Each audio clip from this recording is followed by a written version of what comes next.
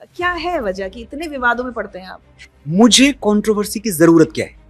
आदिपुरुष मेरे जीवन की एक बहुत बड़ी गलती थी। 86 साल का मेरा बाप ऐसी ताकत से मेरे साथ खड़ा होता, मुझे फोन करते, मनु चिंता मत करना, हम है। मेरा बेटा फिर मुझे आके कह रहा है, पापा ये सुअर का बच्चा क्या होता है? जब 3 दिन 4 दिन 5 दिन ऐसे गुजर गए, जब आंख ही नहीं लगी, मुझे यही पता नहीं कि नींद क्या होती है। मुझे शट बोला उन्होंने। बात वहां तक हो सकती थी जहां तक मैं ये समझता कि मेरा भाई मुझसे नाराज है। ये देश बहुत समझदार है, इसको भी पता है कि कौन कितने पानी में है। आप अपने बेटे का नाम अब्दुल कलाम रखो, महमूद रखो, अपने बेटे का नाम मोहम्मद रखो, आरिफ रखो, इतने सुंदर सुंदर नाम है। तैमूर। आपको बहुत एंटी मुस्लिम माना जाने लगा। अकबर, औरंगजेब और इस सब पर ही आपका इतना। अकबर और औरंगजेब खराब लोग थे, अकबर और औरंगजेब विलेन थे, खलनायक थे। कल मैं कहूं आपसे कि मेरा हीरो तो रावण है। क्यों रावण हीरो है? क्योंकि वो ब्राह्मण था।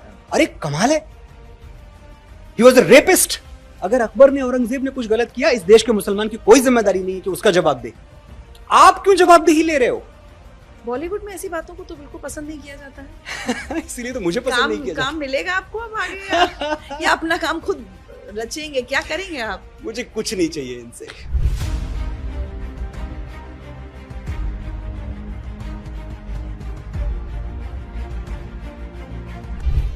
हेलो, नमस्ते। मैं बहुत अच्छा हूँ, आप कैसी हैं?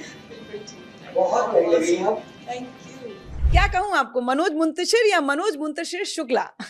पहले तो आपको नमस्ते ऋचा जी। मैं ही मनोज मुंतशिर हूँ, मैं ही मनोज मुंतशिर शुक्ला हूँ। मेरे अंदर न कभी कुछ बदला था, न कभी कुछ बदलेगा। मेरे पासपोर्ट पे मनोज मुंतशिर शुक्ला जिस दिन पहला पासपोर्ट बना था उस दिन से लिखा हुआ है। ठीक। तो ऐसा कुछ नहीं है कि मैं अचानक शुक्ला बन गया, अचानक मुंतशिर बन गया। लेकिन इस एक नाम से बहुत बहुत विवाद हुआ आपका। हाँ, मैंने अगर अपनी पहचान अपने साथ जोड़ ली, अपना फैमिली नाम, अपने पिता का नाम, जिसपे मुझे बड़ा गर्व है और हर किसी को होना चाहिए। और ये गर्व इसलिए नहीं है कि मैं किसी प्रिविलेज्ड क्लास में पैदा हुआ या कोई प्रिविलेज्ड सरनेम है मेरा। कोई भी सरनेम मेरा होता, मैं बड़े गर्व से उसको फ्लॉन्ट करता। मैं जहां भी मैंने जन्म लिया है, जिस माता पिता से भी जन्म लिया है, वो सवर्ण हैं, वंचित हैं, दलित हैं, कोई फर्क नहीं पड़ता, सब पे मुझे गर्व होता।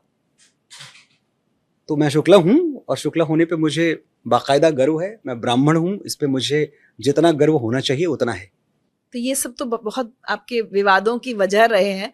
तो सबसे पहले तो मैं यहीं से मनोज शुरू करना चाहूंगी कि कंट्रोवर्सी से आपको प्यार है या लगता है कि पीछे पड़ गई हैं, आप उसको इनवाइट करते हैं या वो आ जाती हैं, फिर आपको समझ नहीं आता अब इनका करना क्या है? क्या है वजह कि इतने विवादों में पड़ते हैं आप? ऋचा जी, एक चीज देखिएगा, कुछ लोग हैं ऐसे, ये सच कह रही हैं आप, जो कंट्रोवर्सीज पैदा करना चाहते हैं क्योंकि उससे उनको 15 सेकंड्स ऑफ फेम मिलता है, अटेंशन मिलता है, थोड़ी बातें हो जाती हैं, सोशल मीडिया पे कुछ रील्स चल जाती हैं। एक ईमानदारी से मैं आपसे पूछता हूं, आप मेरी दोस्त भी हैं और आप मुझे बहुत जमाने से जानती हैं,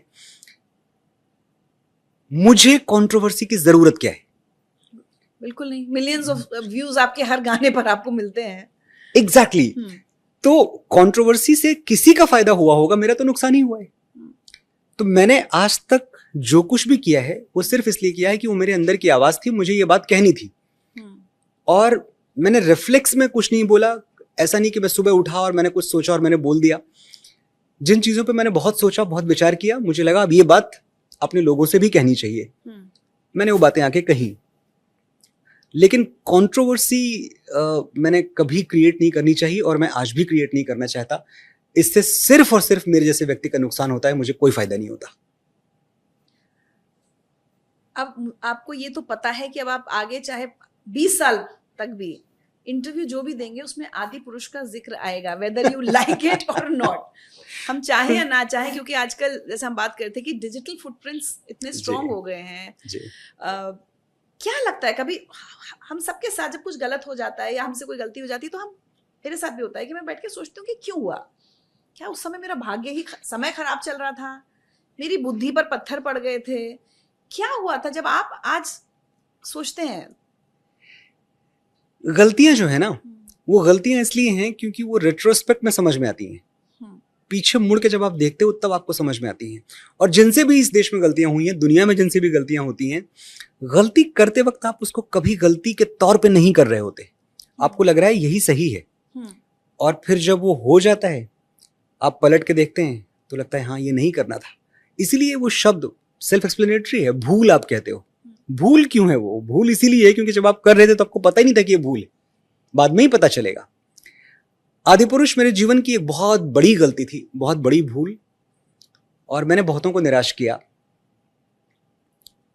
उसके लिए मैं पूरी तरह से जिम्मेदार हूं। उसके लिए ये देश अगर मुझ पे उंगलियां उठाए, अगर मेरी तरफ पत्थर उछाले, तो पूरा अधिकार है इस देश को। और कारण यह है कि मैं जो कुछ भी हूं, मुझे बनाने वाले भी तो यही लोग थे। तो जब ये गली गली में तेरी गलियां गाते हुए घूम रहे थे, जब कौन तुझे यूं प्यार करेगा गाते हुए घूम रहे थे, जब इन्होंने मेरे लिखे हुए डायलॉग्स को हिंदुस्तान की सबसे बड़ी फिल्म बना दिया, बाहुबली, तब तो मैंने नहीं पूछा व्हाई मी। तब तो मैं बड़ा खुश था इनके प्यार से। तो फिर जब मैंने इनको मायूस किया और इन्होंने मुझे सजा दी अपनी तरफ से, तो मुझे पूछने का कोई अधिकार नहीं है ऋचा जी, तो व्हाई मी। वो भी ठीक था, ये भी ठीक है, और मैं ये भी जानता हूं कि बड़ा क्षमाशील देश है ये। इसके डीएनए में क्षमा करना लिखा है। अगर कोई दिल से माफी मांगे तो ये देश क्षमा कर देता है। मैंने अपनी अंतरात्मा से माफी मांगी है आदिपुरुष के लिए, और मैं हर दिन देखता हूं कि हाँ थोड़ी थोड़ी क्षमा मुझे रोज मिल रही है, धीरे मिल रही है, मिल जाएगी धीरे धीरे। उस समय कुछ असमंजस की स्थिति में रहे क्या आप? क्योंकि पहले आपने डिफेंड करने की कोशिश की, सबसे पहले आप शायद शांत थे, एकदम साइलेंस थी, फिर आपने थोड़ा डिफेंड भी करने की कोशिश की, then you again went silent, फिर माफी मांगी। तो क्या उस समय, मैं समझना चाह रही हूँ एक साइकोलॉजी पॉइंट ऑफ व्यू से, मनोज मुंतशिर के दिमाग में चल क्या रहा था? कभी कभी कि हमें ये भी लगता है कि ये टेम्पररी है, सेटल हो जाएगा, फिर नहीं सेटल हुआ, क्या ऐसा था? मैंने एक ऐसी चीज को डिफेंड करने की कोशिश की जिसमें सारी गलती मेरी नहीं थी। बहुत बड़ी गलती तो खैर थी मेरी, लेकिन बहुत ज्यादा कुछ था जो मेरे हिस्से का नहीं था। लंका कैसी दिख रही है, उसका रंग कैसा है, गोल्डन है या ब्लैक है, नॉट माई कॉल। माँ सीता ने कैसे वस्त्र पहने हुए हैं, not my call. Hanuman ji का लुक क्या है, not my call. Ravan Khilji जैसा क्यों दिख रहा है, नॉट माई कॉल। ये सब चीजें मैंने तो निश्चित नहीं की थी, लेकिन हाँ मुझसे ये गलती जरूर हुई कि मैं जब किसी प्रोजेक्ट पे जब मैं काम करता हूँ तो मेरी बड़ी वफादारी हो जाती है उस प्रोजेक्ट के लिए। इसको आप स्मॉल टाउन सिंड्रोम कह लें, ओवर इन्वॉल्व हो जाना उसमें। हाँ, मैं छोटे शहर का लड़का हूँ और मैं वो जैसे बड़े शहर के बड़े अराइव्ड बुद्धिजीवी लोग बात करते हैं ना कि I get disconnected, so I am involved only till a certain point, then I can not get disconnected like that. मैं जब कोई प्रोजेक्ट लिख रहा होता हूं तो मैं अपनी पूरी आत्मा, पूरा अंतर्मन, सब कुछ उसमें उड़ेल के लिखता हूं, और मुझे लगता है ये मेरा प्रोजेक्ट है, I will stand by this through all thick and thin. तो आदिपुरुष में बस यही हुआ कि भाई मेरी फिल्म है, मैं इसको डिफेंड करूंगा। ये वफादारी जो थी, इस वफादारी ने बैकफायर किया। मुझे भी इतनी समझ होनी चाहिए थी कि वफादारी कहाँ दिखानी है, कहाँ नहीं दिखानी, but lessons learned. Adipurush must have been my 76th film, मुझे लगता है। 75 फिल्में मैं आदिपुरुष के पहले कर चुका था। मुझे 75 फिल्मों ने उतना नहीं सिखाया जितना एक आदिपुरुष ने सिखा दिया। बट एक बात बताइए, मैं उस दिन ये भी सोच रही थी, प्रभास के काम पर कोई असर नहीं पड़ा, कृति सानन के काम पर कोई असर नहीं पड़ा कि भाई आपको मिली हुई कोई फिल्म छीन ली जाए आपसे, आपको किसी फिल्म से निकाल दिया जाए?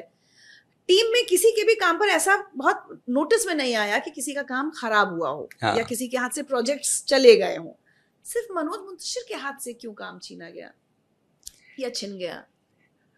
क्योंकि फिल्म का चेहरा मैं बन गया था, और ये शायद भारत के इतिहास में पहली बार हुआ हो कि किसी एक लिरिसिस्ट, एक डायलॉग राइटर। हम तो कोशिश करते रहे हमेशा, और हमारे जो बड़े, हमारे बुजुर्ग जिन्होंने इतना अच्छा, इतना बेहतरीन काम किया, मैं आज भी जानता हूं कि इस देश में कोई साहिर लुधियानवी को चेहरे से नहीं पहचानता होगा, और उनसे बड़ा कौन ही हो सकता है। इस देश में कोई शैलेंद्र को चेहरे से नहीं पहचानता होगा, इस देश में कोई आनंद बख्शी को चेहरे से नहीं पहचानता होगा। इतने बड़े बड़े लेजेंड्स, जिनके दम पे, जिनके लिखे हुए शब्दों के आधार पे फिल्मों ने क्या क्या बिजनेस किया, क्या क्या लेजेंडरी लैंडमार्क्स हासिल किए।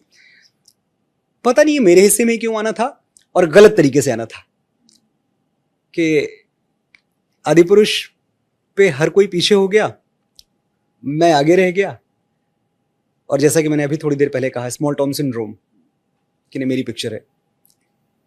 नुकसान तो हुआ, ये कहना तो एकदम ही झूठ होगा कि कोई नुकसान नहीं हुआ। वो नुकसान मैं अब तक सह रहा हूं, लेकिन ये भी सही है कि जिस स्टेज पे हुआ, फायदा नुकसान बहुत मैटर नहीं करता, मॉनेटरी फायदा नुकसान बहुत मैटर नहीं करता।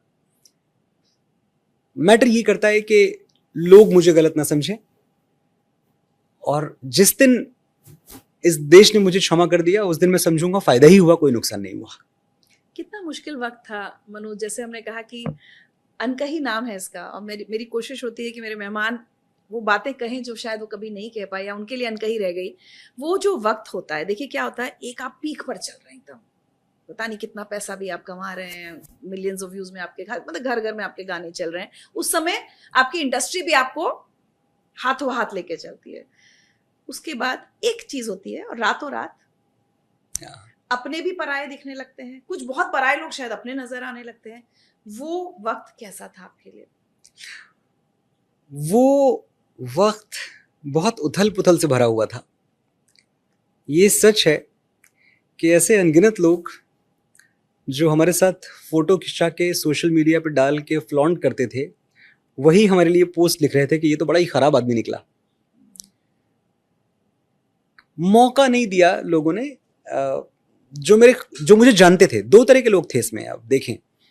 एक तो जो मुझे करीब से जानते थे, जैसे आप या मेरे कई दोस्त। मैं अगर आपसे पूछूं कि ऋषा आपने क्यों पोस्ट नहीं लिख दिया, आप भी एक शख्सियत हैं, आपकी तरफ भी हजारों लाखों लोग देखते हैं, और नाराज आप भी थी। लेकिन आपकी नाराजगी कैसे आई मुझे आज तक याद है। फोन करके आप मुझे बोल रही हैं कि ये क्या किया तुमने, ये ऐसा नहीं करना चाहिए था, ये गलत है। ये नाराजगी मेरे लिए बहुत सम्मान के लायक है। जो मुझे जानता है ना, जिसके फोन बुक में मेरा नंबर है, वो मुझे डांट भी सकता था फोन करके। और दूसरी तरफ ऐसे लोग थे जो डिस्कनेक्टेड थे, जिनका एक्सेस मुझ तक नहीं था। अगर वो अपनी नाराजगी सोशल मीडिया पे वेंट आउट कर रहे हैं तो अच्छी चीज है, उनकी नाराजगी का भी सम्मान है। हाँ, लेकिन मैंने ये देखा कि कुछ लोग ऐसा बदले। मुझे आपसे शिकायत होती अगर आपने एक भी पोस्ट की होती, क्योंकि आप मुझे अंदर से जानती हैं। आप जानती हैं कि ये आदमी ना राम विरोधी है, ना ये आदमी राष्ट्र विरोधी है। ये नहीं है, इसने जो किया वो गलत किया, फैक्ट है, गलत किया। उस गलती को कैमोफ्लेज करने का, उस गलती पे पर्दा डालने की कोई कोशिश नहीं है। लेकिन मैं वो इंसान तो नहीं हूं ना, हो गई गलती मुझसे। तो आप जानबूझ के कि ये ऐसा इंसान नहीं है, फिर भी आप मुझे ब्लैकलिस्ट करने के लिए सोशल मीडिया पे आ रहे हो, तो इसकी मुझे शिकायत रहेगी। एक जरा सी बात पे बरसों के याराने गए, एक जरा सी बात पे बरसों के याराने गए। ये भी चलो अच्छा हुआ, कुछ लोग पहचाने गए। बुरे वक्त का फायदा होता है। लेकिन जो मेरे अपने थे, मैंने जमाने बाद अपनी फैमिली बॉन्डिंग इतनी अच्छी महसूस की। आपदा में अवसर था एक तरह से।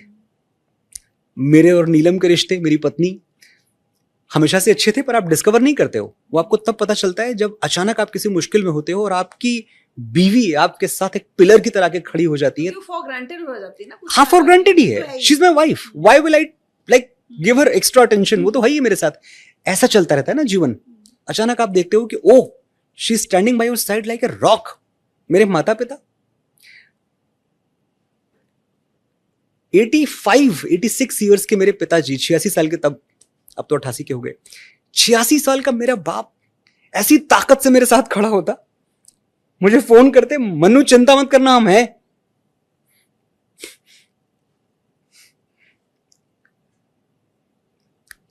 क्या ही कर लेते हो, क्या है उनके हाथ में, क्या एक्सेस है उनके पास। 88 साल का आदमी, 86 साल का, लेकिन वो जो कड़क के बोलते थे ना, मैं हम हैं मन्नू, हम हैं। तो समझ में आया कि इस देश में पिता का होना आपके लिए कितना जरूरी है। वो जो बोल देता है ना, तो आपको लगता है अब सब ठीक, कोई मेरा कुछ नहीं बिगाड़ सकता। मेरी माँ के बराबर कोई नहीं। उनके घर पे लोग आते और रामायण फेंक के चले जाते, अपने बेटे को दे देना पढ़ ले। अच्छा, ये सब भी हुआ है? रात में अमेठी में पत्थराव करते, पत्थर फेंकते, ये तो करते ही, लेकिन लोग रामायण की प्रतियां फेंक के चले जाते कि तुम्हारे बेटे ने पढ़ा नहीं, उसको पढ़ाना ये। और मुझे जो घर पे स्टाफ है, ड्राइवर, ये सब लोग मुझे फोन करते, भैया। मम्मी मुझे कभी कुछ नहीं बताती थी कि ये भी हुआ है, और जब मैं पूछूं तो हंस के बोले, हाँ बहुत दिन से रामायण पढ़ी नहीं थी मैंने भी, आ गई तो मैंने तो पढ़ना शुरू कर दिया है। क्या बात कर रहे हैं? They kept it so positive. मेरा बेटा आरव बड़ी प्रोटेक्टेड माहौल में पला बढ़ा, उसको तो खैर कुछ पता ही नहीं था कि जीवन क्या होता है, उसने सिर्फ अच्छे अच्छे दिन ही देखे थे। फिर वो सोशल मीडिया पे लोग उसके लिए गालियां लिखना शुरू करते हैं, और वो उन गालियों का मतलब भी नहीं जानता। फिर मुझे आके कह रहा है, पापा ये सुअर का बच्चा क्या होता है? मैंने कहा क्यों इस तरह के शब्द इस्तेमाल कर रहे हो? नहीं, मुझे लोग कह रहे हैं कि तुम सुअर के बच्चे हो। Oh my God. तो मुश्किल तो था।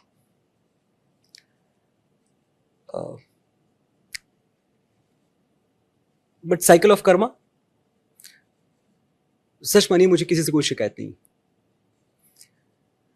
ये मेरा बोया हुआ था जो मैंने काटा, और अब मैं कोशिश करूंगा कि अच्छी फसल बोऊं ताकि आने वाले समय में अच्छी फसल काटूं और अच्छी पैदावार हो। शिकायत क्या ही कर। फैमिली पर अटैक किया जाना मुझे लगता है आजकल, और सोशल मीडिया की वजह से ये जो शुरू हो गया है, मेरी माँ के बराबर गीत उसके बाद ही आया है? नहीं, मेरी माँ के बराबर गीत उसके पहले आ चुका था। उसके बाद जो गीत आए, आहा, मेरे घर राम आए हैं, मेरे घर राम आए हैं, राम आएंगे, ये सारे जो सबसे बड़े गीत रहे वो उसके बाद आए। एक गीत था जो मुझे आज तक याद है, जो इसी सिचुएशन पे, इन्हीं हालात में मैंने लिखा। 16 जून 2023 को पिक्चर रिलीज हुई थी आदिपुरुष, और उसके बाद से जिंदगी एकदम ही बदल गई रातों रात, और यहां तक बदल गई कि सुरक्षा के भी इश्यूज थे इस देश में। मैंने कभी सरकार से बहुत प्रोटेक्शन मांगना नहीं चाहा, क्योंकि मैंने कभी अपने आप को इतना इंपॉर्टेंट व्यक्ति नहीं समझा कि मुझे सुरक्षित रखा जाए या मेरे लिए फौज खड़ी कर दी जाए। ऐसा नहीं है, मैं बहुत आम आदमी हूं और मुझे किसी से कोई डर नहीं है। लोग मुझे प्यार करते हैं। मैं अपने शोज में भी जो मेरी सिक्योरिटी होती है, मैं उनको हमेशा कहता हूं कि अगर मेरे पास कोई आना चाहता है तो वो सिर्फ प्रेमवश ही आना चाहता है, उसको मुझसे और कुछ नहीं चाहिए, तो प्लीज आने दो मेरे पास। लेकिन फिर उस वक्त बहुत सारी धमकियां आई, ऐसी ऐसी धमकियां कि आज मारेंगे, आज काटेंगे, अनगिनत धमकियां। तो मैंने थोड़े दिनों के लिए देश छोड़ दिया था। अच्छा, इसे फोर्स्ड हॉलीडे आप कह लें। मैं स्विट्जरलैंड चला गया, वहां से मैं पेरिस चला गया पूरे परिवार के साथ। मैंने कहा ठीक है, थोड़ा माहौल शांत हो जाए। लेकिन मुझे आज तक याद है, मैं ज्यूरिख स्टेशन पे था स्विट्जरलैंड में, और वहां मैं ट्रेन ले रहा था पेरिस के लिए। एक महिला मेरे पास आई, और जो लोग स्विट्जरलैंड गए हैं उनको पता होगा कि बहुत सारे भारतीय वहां दिखते रहते हैं आपको।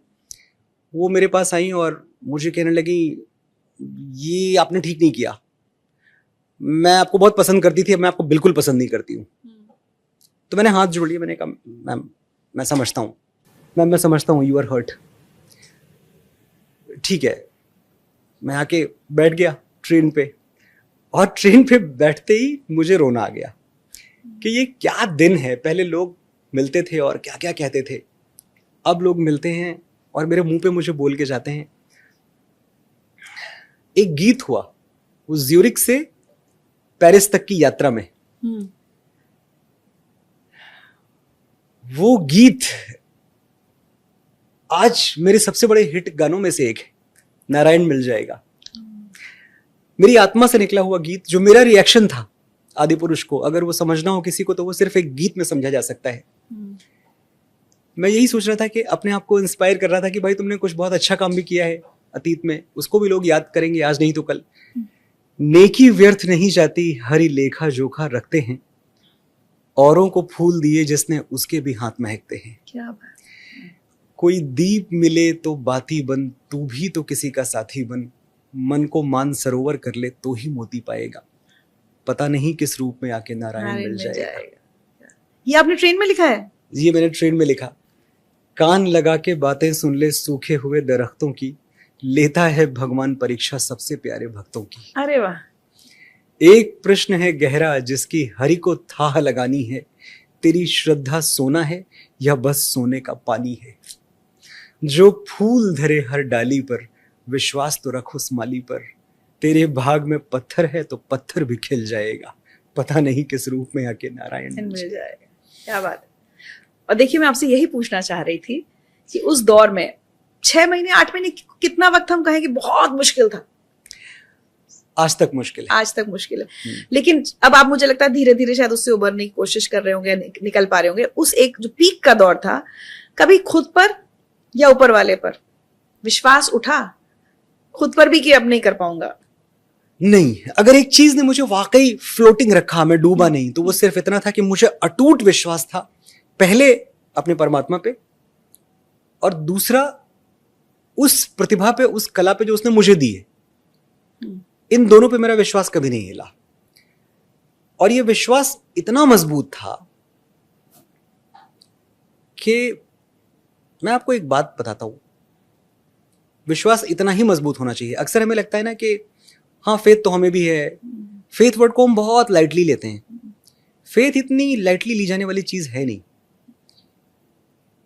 आपको अपना फेथ टेस्ट करना पड़ेगा। अच्छे वक्त में तो ठीक है, सबका विश्वास बना ही रहता है।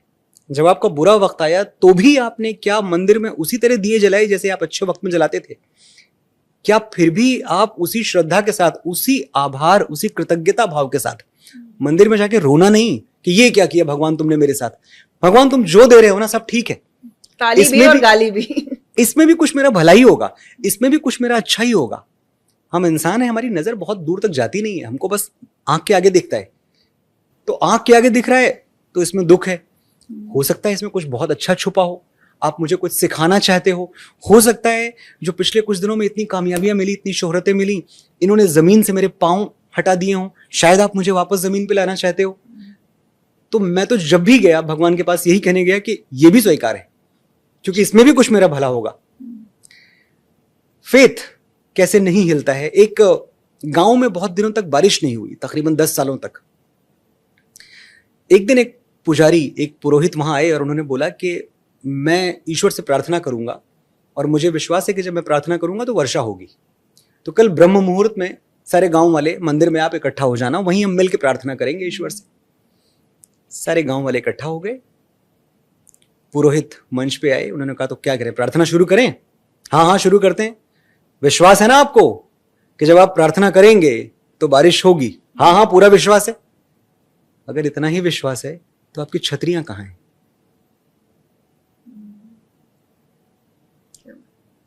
तो अगर आप बारिश की दुआ मांगते हुए छतरी साथ में नहीं रखते हैं तो मतलब आपको अपनी दुआओं पे ही भरोसा नहीं है, विश्वास नहीं है। मुझे हमेशा विश्वास था और मेरा विश्वास इतना अखंड था, and that kept me floating. Bollywood, कई बार हमें लगता है जो हमारे अपने हैं वो पता चलता है कि मुसीबत में नजर ही नहीं आए, और कई बार ऐसा लगता है कि अरे इनसे तो सिर्फ कभी कभार की दुआ सलाम था, ये मिल गए और ये साथ खड़े हो गए। अगर आप नाम ले सकते हैं तो मैं चाहूंगी कि किससे आपको उम्मीद थी और वो नहीं खड़ा हुआ, और किससे नहीं थी लेकिन वो साथ खड़ा हुआ? कुछ ऐसे नाम है क्या? सच ये है कि मैंने उम्मीद बॉलीवुड में कभी किसी से नहीं रखी। मेरे रिश्ते सब बॉलीवुड के बाहर के हैं। बॉलीवुड मेरे लिए काम करने की जगह है जहां मैं बढ़िया सा काम करता हूं और काम करके मैं अपने घर जाता हूं। कभी सोशलाइज ज्यादा किया नहीं, ज्यादा मेरे दोस्त बॉलीवुड में है नहीं, तो जिन्होंने नहीं साथ दिया उनके बारे में क्या ही बात करना। मैं ऐसे 2-4 नाम जरूर लेना चाहूंगा जिन्होंने मुझे फोन करके ये हिम्मत बंधाई कि हाँ तुमसे गलती हुई लेकिन ये वक्त गुजर जाएगा, और अगर हम किसी काम आ सके तो प्लीज हमको बताना। मैं वो नाम मैंने आज तक नहीं लिए, पर ठीक है आज एक वक्त है। अनुपम खेर जी, शिल्पा शेट्टी जी, मेरी बड़ी प्यारी दोस्त, और उन्होंने फोन किया तो शी स्टार्टेड क्राइंग कि मुझसे नहीं देखा जा रहा है ये सब, और मैंने कहा कोई बात नहीं शिल्पा जी, ठीक है, दिस टू शैल पास। समीर साहब, समीर अंजान जी, उन्होंने मुझे फोन किया, हाँ मनोज मैंने भी देखी पिक्चर, संवाद बहुत अच्छे नहीं है, स्तरीय नहीं है, तुम्हारे लायक नहीं है। देखिए ऐसा नहीं कि मेरी वो तारीफ कर रहे हैं, वो सच बोल रहे हैं कि संवाद स्तरीय नहीं है, तुम्हारे लायक नहीं है। मुझे गीत लेकिन बड़े अच्छे लगे। अशोक पंडित जी, अशोक पंडित जी के लिए विशेष तौर पे बहुत मुश्किल रहा होगा, क्योंकि वो तो एक तरह से राम के कस्टोडियन हैं, हिंदुत्व के साथ हमेशा खड़े रहते हैं। तो उनको इस बात का डर हमेशा रहा होगा कि भाई अगर मैं मनोज के साथ खड़ा हो गया तो जो लोग मुझे मानते हैं, जो लोग मेरे साथ हैं, वो अलग खड़े हो जाएंगे। लेकिन उन्होंने तो सोशल मीडिया में भी बोला और उन्होंने न्यूज़ चैनल्स पे भी बोला कि मैं मनोज के साथ हूँ, मैं जानता हूँ कि ये गलती जानबूझ के नहीं हुई होगी। तो इन सब चीज़ों की बड़ी इज्जत रही मेरे मन में। अशोक जी ने एक बात और भी बोली थी कि तुम इतना क्यों परेशान हो, मानव योनि में जन्म लेके तो नारायण को भी दुख भोगने पड़े थे। और ये बहुत बड़ी बात थी। आप सोच के देखिए कि भगवान विष्णु जब मानव रूप में आए, श्री राम के रूप में, भगवान श्री राम का जन्म कब हुआ था आप जानती हैं? दोपहर के वक्त। बाबा तुलसीदास ने रामायण में लिखा है, मध्य दिवस अति शीत न घामा, पावन काल लोक विश्रामा। और एक भविष्यवाणी हुई थी उनके जन्म से पहले कि अगर बालक का जन्म दिन के पहले भाग में होगा तो उसको जीवन का सारा सुख, सारा वैभव, सारी संपदा, सब कुछ उसके चरणों में होगा। और अगर उसने दिन के दूसरे भाग में जन्म लिया तो जीवन के सारे कष्ट उठाने होंगे, संघर्षों से गुजरना होगा, राजपुत्र होकर भी वनवासियों की तरह, सन्यासियों की तरह जीना होगा। ये दोनों भविष्यवाणियां हुई थी। श्री राम कब आए? जब न सूरज पूरब में था न पश्चिम में, आकाश के बीचों बीच चमक रहा था, न दिन के पहले भाग में न दूसरे भाग में, मध्य में। इसीलिए उनको संसार का सारा वैभव मिला, सारे सुख मिले, सारा यश, सारी कीर्ति, सब कुछ मिला, लेकिन असहनीय कष्ट सहने के बाद। तो मैं ये मानता हूं कि ये किसी के लिए भी, अगर आपके जीवन में दुख आए, संकट आए, तो आप ये सोच के मुस्कुराएं कि जो राम ने सहा वो आप भी सह रहे हैं। और अगर राम की तरह आपने भी अपना धैर्य नहीं छोड़ा तो आपके राज्याभिषेक के लिए भी कोई अयोध्या जरूर सज रही होगी। ये विजडम आज आया है 2 साल बाद या उस समय? क्योंकि मैं आपके और 1-2 इंटरव्यूज वगैरह सब देख रही थी, पढ़ रही थी। आजकल इतना मेंटल हेल्थ पे बात होती है। डिप्रेशन आपने भी झेला, आपकी भी रातों की नींद गई, परेशान आप भी हुए? मैं डिप्रेशन पर से नहीं कह सकता कि डिप्रेशन इतना गहरा सब्जेक्ट है, वो अवसाद। तो शायद मैं डिप्रेशन के स्टेट तक तो नहीं गया, लेकिन हाँ ये सच है कि मुझे आज तक किसी मोड़ पे जीवन के मैं नहीं जानता स्लीपिंग पिल क्या होती है। आज मेरी उम्र 50 साल है, ये 48 साल की बात कर रहा हूं मैं। 48 साल में मैंने कभी स्लीपिंग पिल नहीं ली। मैं किसी भी तरह के नशे और व्यसन से दूर इसलिए रहा क्योंकि मुझे हमेशा ये किक रहती थी कि भाई मैं जो कर रहा हूं उसमें क्या नशा है। मैं गाने लिख रहा हूं, मेरे लिखे हुए गाने देश का बच्चा बच्चा गा रहा है, कुछ क्रिएट कर रहा हूं मैं, अजीब तरह की किक रहती थी। तो दुनिया में कोई भी चीज, दुनिया में कोई नशा इससे बड़ा नहीं हो सकता। तो मुझे कभी जरूरत नहीं महसूस हुई।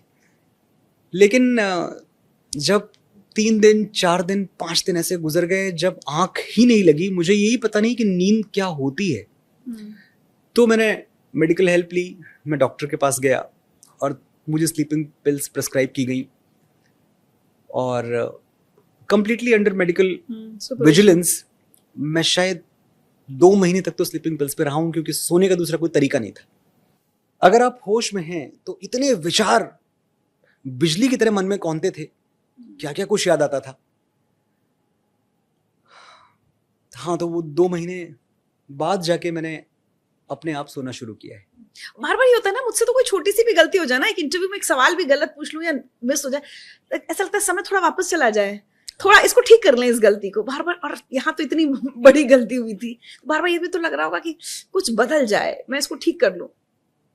ये तब लगता था, आज नहीं लगता। अच्छा, अब देखिए ये चीज बहुत सुनने वालों को अजीब लग सकती है, लेकिन मैं अपने जीवन में कुछ भी नहीं बदलना चाहता। जो जैसा हुआ है, आदि पुरुष भी नहीं बदलना चाहता। आदि पुरुष भी नहीं बदलना चाहता। आदि पुरुष ने मुझे जो लेसन्स दिए हैं, मैंने अपने लोगों की जो कदर करनी शुरू की है। मैं अभी आपसे कह रहा था ना कि जब मेरे पास लोग होते हैं, जब आज भी हजारों लोग शो करने के बाद जब उनको एक सेल्फी चाहिए होती है, मैं उनकी तरफ कृतज्ञता भाव से देखता हूँ कि बहुत बहुत उपकार आपका कि इतना कुछ होने के बावजूद आपको मेरे साथ फोटो खिंचानी है। आज भी लोग आ रहे हैं, मतलब कमी लगती है लोगों में संख्या में? बीच में कम हुए थे लोग, लेकिन अभी तो मैं देख रहा हूँ जहां भी मैं जा रहा हूँ हजारों की तादाद में। मैंने आपसे ये बात बोली थी कि ये देश क्षमाशीलता से भरा पड़ा हुआ है, तो ये क्षमा कर देता है। बस इनको आपकी आंखों में वो सच्चाई दिखनी चाहिए। एक क्षमा मांगना वो होता है ना कि मैंने किसी इरादे से तो ऐसा नहीं किया था, फिर भी आपको लग रहा है गलत, तो फिर चलिए कोई बात नहीं, मैं माफी मांग लेता हूँ। मैंने ऐसी माफी कभी नहीं मांगी है। अगर मैंने महसूस नहीं किया, बट माफी के साथ इफ कोई एंड बट नहीं लगना, कोई इफ एंड बट नहीं। और लोगों को ये लगता होगा कि भाई मनोज ने आदिपुरुष के लिए माफी मांगने में देर क्यों कर दी। हर दिन मुश्किल था, लेकिन मुझे लगता है तकरीबन शायद 20 या 25 दिन बाद मेरा माफी वाला ट्वीट आया होगा। तो ये 20-25 दिन क्यों? ये 20-25 दिन इसलिए कि मैं इस गलती को पूरी तरह महसूस करना चाहता था। मैं फोर्सफुली सॉरी नहीं बोलना चाहता था कि मैं सिर्फ इसलिए कि सब शांत हो जाए, लोग चुप बैठ जाएं, मैं माफी मांग लूं। नहीं, मेरा जो रिश्ता है ना, मैंने कभी अपने लोगों को अपना फैन नहीं बोला। फैन बड़े बड़े स्टार्स के होते हैं। बच्चन साहब के फैन हो मतलब वो larger than life iconic figure है। मेरा कोई क्या ही फैन होगा, मेरे लिए फैमिली है। ये सब मेरी एक्सटेंडेड फैमिली है, ये मेरा परिवार है। तो मैं अपने परिवार के सामने झूठा बन के नहीं आ सकता। अरे ठीक है चलो शांत हो जाओ, लो माफी मांग रहा हूं, ये अप्रोच कभी नहीं रहा। जिस दिन महसूस किया, जब 25 दिन गुजर गए आफ्टर दैट स्विट्जरलैंड का इंसिडेंट जो मैंने आपको बताया कि जब एक महिला ने आके मुझसे बोला, उसी स्विट्जरलैंड में वो एक पॉइंट है जो शायद दुनिया का हाईएस्ट पॉइंट है जहां दिल वाले दुल्हनिया ले जाएंगे शूट हुई थी। वहां गया, एक इंडियन रेस्टोरेंट है, वहां खाना हमको इंडियन ही खाना होता है, हम कहीं भी जाएं। तो स्विट्जरलैंड में भी हम इंडियन खाना ढूंढ रहे हैं, तो एक इंडियन रेस्टोरेंट था। जैसे ही मैं वहां गया, खाली खाली से था, कोई था नहीं, और मैं अपना खाना लेकर टेबल पे बैठने लगा, तभी अचानक एक इंडियन ग्रुप एंटर हुआ और मुझे देखते ही लोग आपस में बातें करने लगे। आई कुड सेंस कि इतनी आंखें, कम से कम सैकड़ों लोग रहे होंगे, इतनी आंखें मुझ पे हैं, लेकिन मैं चुपचाप खाना खाता रहा।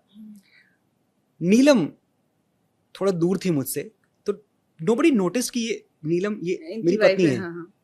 तो वहां लोग खड़े होकर मुझे गालियां दे रहे थे कि ये क्या आदमी है, ऐसा है वैसा है, इसका तो चेहरा देखने का मन नहीं करता।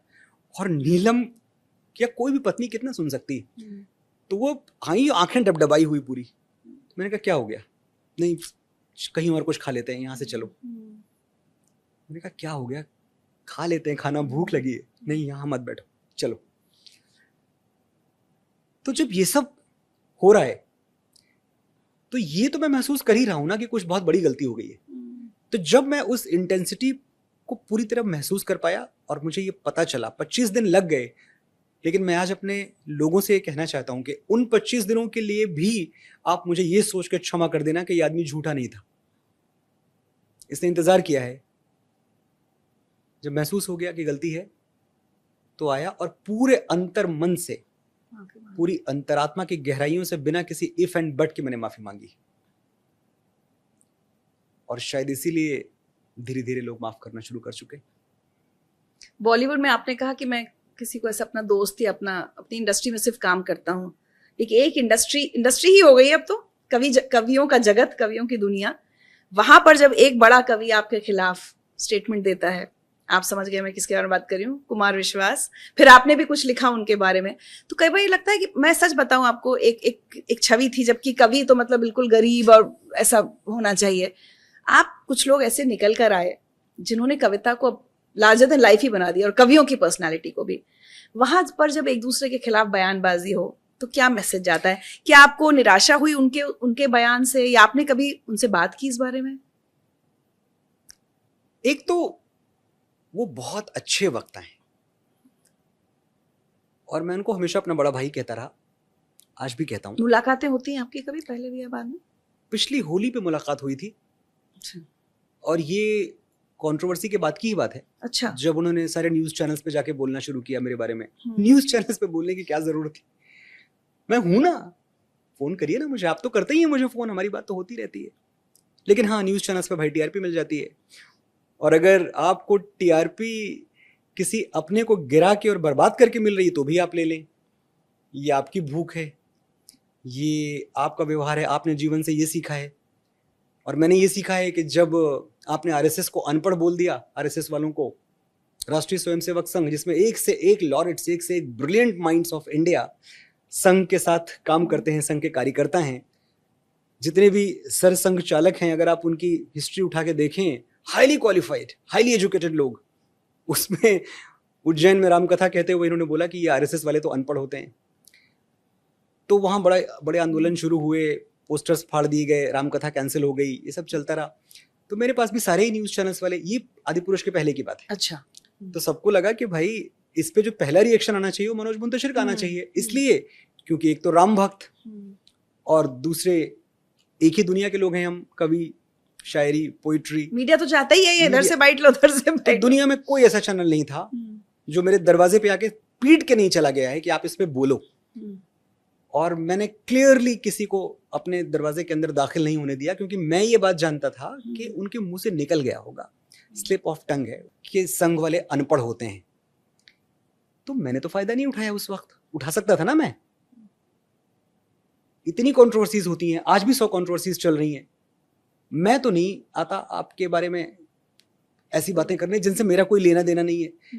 बेनिफिट ऑफ डाउट दोगे आप किसी को, और खास तौर से अगर आप राइटर हो, अगर आप पोएट हो, तो आपको पता है ना कि भाई जो आदमी घर से निकलेगा सड़क पे उसी का एक्सीडेंट होगा। अगर मैं घर में ही बैठा हुआ हूं तो मेरा क्या रोड एक्सीडेंट होगा? मैंने कुछ लिखा जो गलत हो गया। इतना बेनिफिट ऑफ डाउट आप दे सकते हो ना कि मनोज क्यों चाहेगा अपनी जिंदगी बर्बाद करना, या दुनिया में कोई भी क्यों चाहेगा।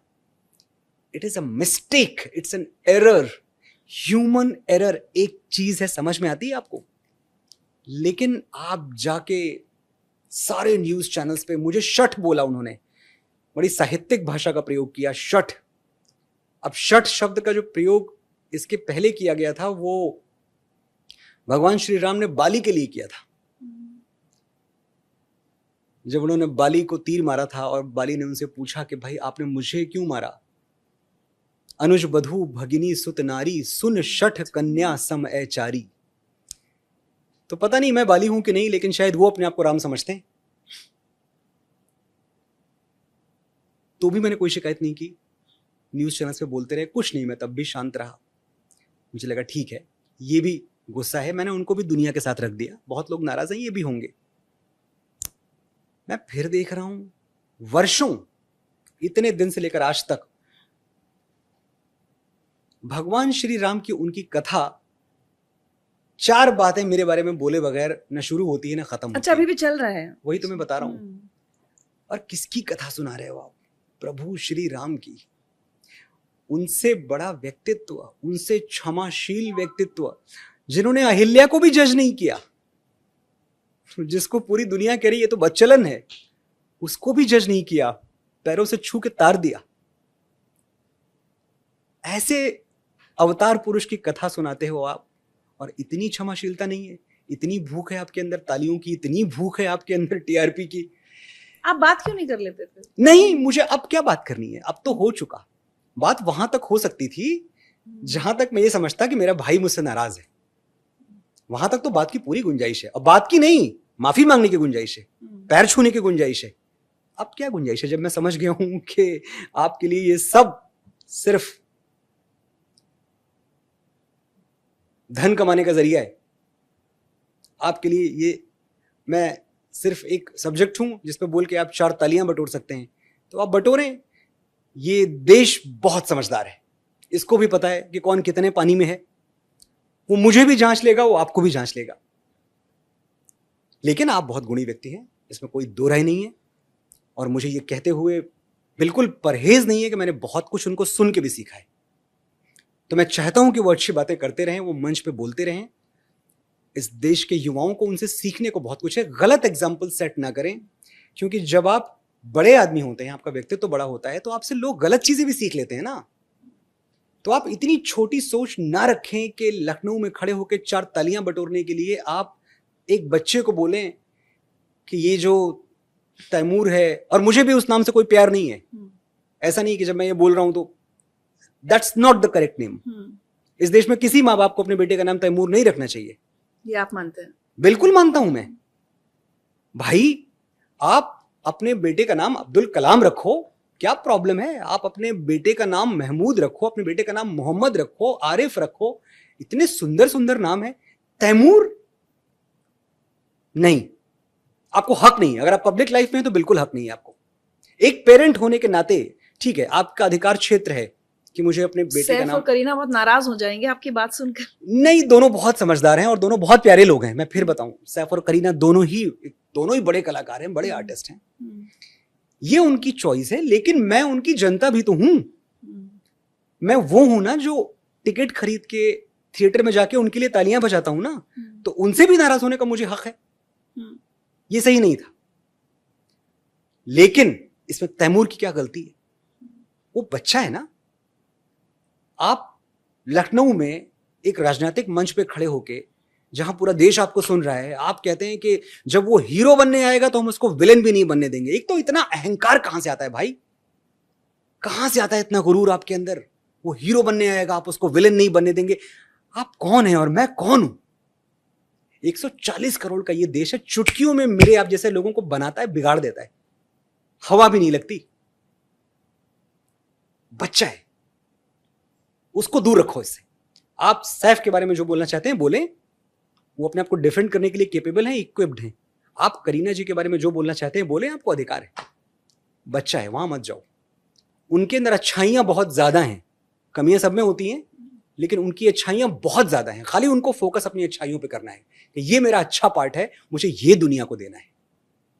आपके अंदर भी एक कमी ये मानी जाती है, आप मतलब हाल के कुछ बयानों से, जो हमने सबसे शुरू बात की कि विवाद खड़े हो जाते हैं, आपको बहुत एंटी मुस्लिम, मतलब एक हिंदुत्व वाली बात, भावना तो ठीक है, वो तो हो सकती है, लेकिन बहुत एंटी मुस्लिम माना जाने लगा। जैसे खासकर आप अकबर, औरंगजेब, मजार पर, कई बार कब्रों पर, कुछ कुछ जो आपके बयानों की वजह से बहुत ये देखा गया कि आपको मुसलमानों से अकबर तो खुद को मुसलमान मानता ही नहीं था, तो अगर मैं अकबर के बारे में कुछ बोलूं तो इस देश के किसी मुसलमान को क्यों तकलीफ होनी चाहिए?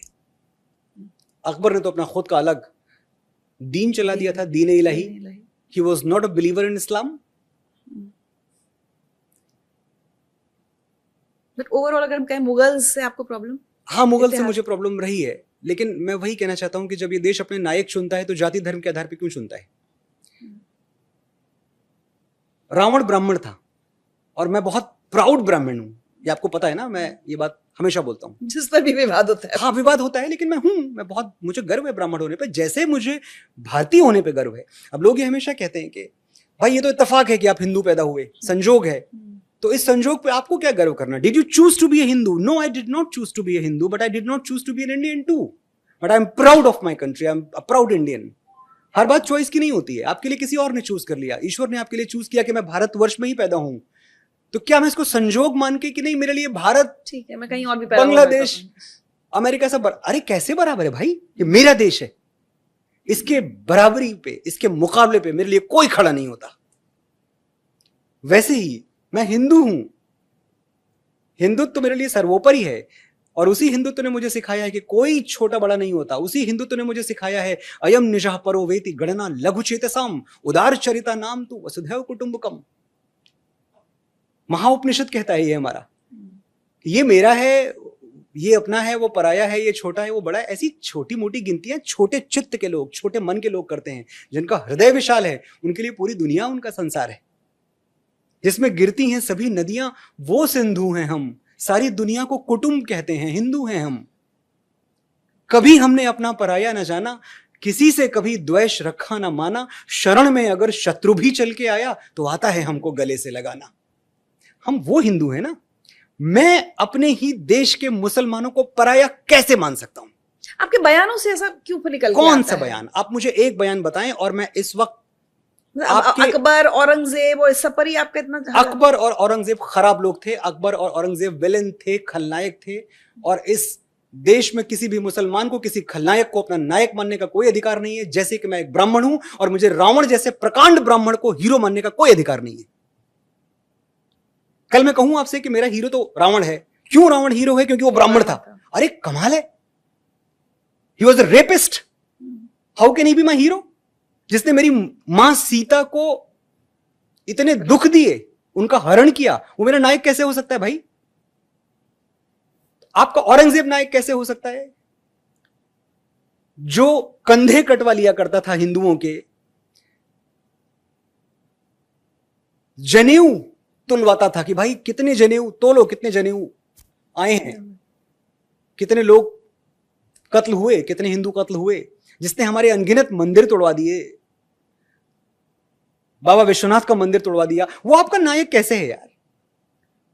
मुझे प्रॉब्लम उन लोगों से है जो इस देश में इस्लाम का दूसरा चेहरा अपनाना चाहते हैं। दो चेहरे हैं इस्लाम के, एक दरा शिकोह का रास्ता है, उस रास्ते के लिए सम्मान से हमारा सर झुका हुआ है, दूसरा है औरंगजेब का।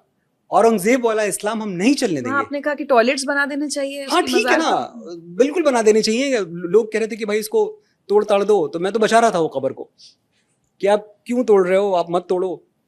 जब हम राम मंदिर बनवाने के लिए, अयोध्या का राम मंदिर, जब हम अदालतों में लड़ रहे थे, तो ये बुद्धिजीवी सारे लेफ्टिस्ट ये कहते थे कि अरे वहां मंदिर बनने की क्या जरूरत है, वहां तो स्कूल बनवा दो, वहां तो अस्पताल बनवा दो। करेक्ट है, उनकी बात थी। तो मैंने उन्हीं का तर्क खाली इस्तेमाल किया कि आपको पब्लिक सर्विस में इतना यकीन है तो वहां कब्र की क्या जरूरत है, वहां टॉयलेट बनवा दो, लोग आएंगे, कम से कम यूरिया दान करेंगे। आपको डर नहीं लगता? नहीं, मुझे नुपुर शर्मा ने एक बयान दिया, कितना उनको सेफ्टी के इश्यूज हो गए। कभी आपको डर नहीं लगता कि कभी आप पर कुछ हो जाए, कोई हमला हो जाए? मेरे पास कोई सिक्योरिटी नहीं है, किसी तरह की कोई सिक्योरिटी नहीं है। एक मैं यहाँ भी आप सबको बता रहे हैं बिल्कुल पॉडकास्ट पर, बिल्कुल मेरे पास कोई सिक्योरिटी नहीं है और मुझे किसी सिक्योरिटी की कोई जरूरत नहीं है। और जो मैं कहता हूं, मैं अपने टेक से कभी नहीं हटूंगा। आजकल बहुत वायलेंस हो गई है मनोज। अभी दिल्ली की मुख्यमंत्री के साथ जो हुआ, ठीक है, हमारा माइंडसेट बहुत वायलेंट हो गया है, सब एक्शंस भी। आई कंडेम दैट, गलत चीजें नहीं होनी चाहिए, लेकिन इसलिए हम सच बोलना छोड़ दें, मैं होना छोड़ दूं? है क्या मेरे पास? ले दे के अपने पास फकत एक नजर तो है, क्यों देखें जिंदगी हम किसी और की नजर से? मैं मनोज मुंतशिरी न रह जाऊं? जो मैं सोच के जीता हूं, जो मेरी नसों में है, जो मेरी बोन्स में है, मेरी हड्डियों में जो सच है, वो बोलना छोड़ दूं, मैं डर जाऊं? तो ये तो हमसे हो नहीं पाएगा। और दूसरी बात मैं ये कहना चाहूंगा कि जब पहलगाम में कुछ इस्लामिक आतंकवादी आके हमारे लोगों को ये कहते हैं कि कलमा आता है, नहीं आता तो मार दो। जब आपका धर्म पूछ के, आपका मजहब पूछ के आपको मारा जाता है, तो उस वक्त अगर इस देश में कोई भी उसको सिर्फ आतंकवाद कहता है तो गलत कहता है। इट वॉज इस्लामिक आतंकवाद। ये आपको समझना पड़ेगा। मुझे बड़ी तकलीफ हुई जब हमारी फिल्म इंडस्ट्री में हर किसी ने ट्वीट किया, लेकिन उस ट्वीट में यह था कि we condemn the terrorism, the act of terrorism. It was not a simple act of terrorism, you have to understand it was Islamic terrorism. लेकिन इसका मतलब ये नहीं है कि इस्लाम में आतंकवाद है, ये समझने वाली बात है ना। कंडेम भी बहुत कम, और ऑपरेशन सिंदूर पे आपका बॉलीवुड चुप रहता है। ये बॉलीवुड ऐसा ही, बॉलीवुड बहुत बुज़दिल है, ये बात तो इसमें क्या ही छुपाना आपको। लेकिन मैं ये बात खत्म कर दूं कि इस्लाम के नाम पे आतंकवाद होता है, लेकिन इसका मतलब ये नहीं है कि इस्लाम में आतंकवाद है। उसी पहलगाम में एक मुसलमान ने आके आतंकवादियों के राइफल के आगे अपना सीना लगा दिया कि नहीं मार सकते हो तुम मेरे भाइयों को। वो अपने हिंदू भाइयों को बचा भी रहा था, वो भी चेहरा इस्लाम का है। तो मैं जितनी बार बात करता हूं इस्लाम के बारे में, मुझे दोनों चेहरे याद रहते हैं, ये भी है और वो भी है, औरंगजेब भी है, दारा शिकोह भी है। मैं सिर्फ इतनी गुजारिश करता हूं कि जैसे मैं रावण के रास्ते पे ना चल के राम के रास्ते पे चलना चूज कर रहा हूं, दैट्स माय चॉइस, वैसे आप औरंगजेब के रास्ते पे ना चल के दारा शिकोह के रास्ते पे चलें। इतनी सी बात है। इस देश को अपनी मां माने, वंदे मातरम नहीं बोलते हैं आप, और आप उसके लिए मजहब को आगे लेके आते हैं कि भाई हमारा मजहब हमको इजाजत नहीं देता कि हम वंदे मातरम बोलें। गलत बात है, आपको वंदे मातरम बोलना चाहिए। जो तोले दिल के रिश्तों को बना है वो तराजू क्या? अगर दोनों ही भाई हैं तो फिर मैं क्या, तो फिर तू क्या? ये मिट्टी तेरी भी मां है, ये मिट्टी मेरी भी मां है, तो मां को सर झुकाने में मुसलमान और हिंदू क्या? गर्व से कहो वंदे मातरम। भगवान राम मेरे भी पूर्वज हैं, तुम्हारे भी पूर्वज हैं। इसमें क्या है जो नहीं समझ में आता? जिनोलॉजी जाके देख लो अपनी बना के। आप 7-8 जनरेशन के पीछे जाओगे तो आपको हिंदू नाम मिलने शुरू हो जाएंगे। आप अपना धर्म बदल सकते हैं, अपने पूर्वज नहीं बदल सकते। श्री राम आपके पूर्वज हैं। आपका नाम अशफाक हो सकता है, आपका नाम अब्दुल हो सकता है, लेकिन राम आपके पूर्वज हैं, कृष्ण आपके पूर्वज हैं। हमारी साझा विरासत है वो। मैं आपको बांट नहीं रहा अपने से, मैं जोड़ रहा हूं आपको, मैं कह रहा हूं आप मेरे हो। लेकिन नहीं, कोई नहीं मानना चाहता आपकी बात तो। अरे नहीं मानना चाहता है, वो अपनी मुस्लिम आइडेंटिटी के साथ ही जीना चाहता है। मुस्लिम आइडेंटिटी से जिए, बिल्कुल अच्छी आइडेंटिटी हो, हमें कोई प्रॉब्लम नहीं है, मैं तो आइडेंटिटी के साथ हमेशा खड़ा रहता हूं। आप मुस्लिम आइडेंटिटी के साथ जिए, लेकिन इसका मतलब ये नहीं कि अपना अतीत भूल जाएं, आप अपना इतिहास भूल जाएं। और तुम्हारे भूलने से बदल जाएगा क्या? मैं आदि पुरुष बदलना चाहूं, बदल जाएगा क्या? जो हो गया वो हो शायद उसी औरंगजेब ने कभी तुम्हारे पूर्वजों को मुसलमान बनाया होगा। बिल्कुल जबरदस्ती की गई है, आपके पूर्वजों को कन्वर्ट किया गया। इस देश में कन्वर्जन का इतिहास बहुत पुराना है। विल डुरांट इतने बड़े अमेरिकन हिस्टोरियन हैं, वो लिखते हैं कि the Islamic invasion of India is the bloodiest chapter in the human history.